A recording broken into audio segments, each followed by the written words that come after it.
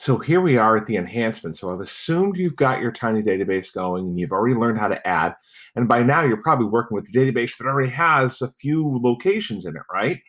And then we've got the enhancements. And it says the first thing you need to do is you have to add a text-to-speech component to the UI. And when the user picks an item from the list, call text-to-speech to say the selected item.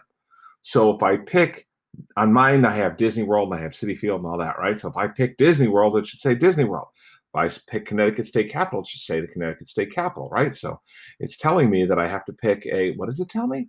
I have to add a text-to-speech component to the UI. Text-to-speech component. Well, my components are over here. Is there anything text-to-speech component in there? No. Something here in layout? No, that's where you put the buttons in. So that's not it. I wonder about media. What do you know? Text-to-speech component. Let's bring it in, and I'll put it right there. And it's a non-visible. So I'm programming this to do stuff, and it flashed here, so I know I'm still connected. I'm programming it to do stuff on an invisible thing. So it's a non-visible component. And what does it tell me to do? It says, when the user picks an item from the list, call text-to-speech to say the selected item. Seems pretty straightforward. This is, it says, when the list picker, when the person picks something from the list picker, call the selected item. So I'm going to use my text-to-speech, all right? And here's my text-to-speech procedure, right? And after picking, I'm going to say, okay, pick the item from global destinations, right? So I'll just break it up here, get global destinations. Iterative incremental. I took one step, there was my increment, and I'm going to do iterative. I'm going to check to see if it works. I'm going to go over here to choose a destination. There's all my lists. You'll see that I added a couple. I have like New Haven in there and stuff, right?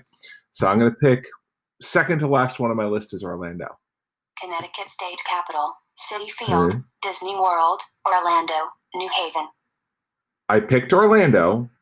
Orlando's coming in. You can see it coming in on the browser, right? But it read them all. Like, let's see that one more time. This time I'm going to pick the last one on the list. I'm going to pick New Haven, right? Here we go. I'm picking New Haven.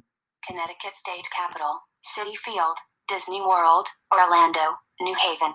That's reading the whole list. That's really useless to me. So what I really need to do, I wonder if the solution's actually right in front of us. See, I don't want it to read the whole list. I want it to pick the thing I selected from the list. I wonder what that solution is. Do you think you know what it is yet? Pause if you want a minute. Okay, I'm going to give you the answer. It's not read the whole list. It's just the item I select.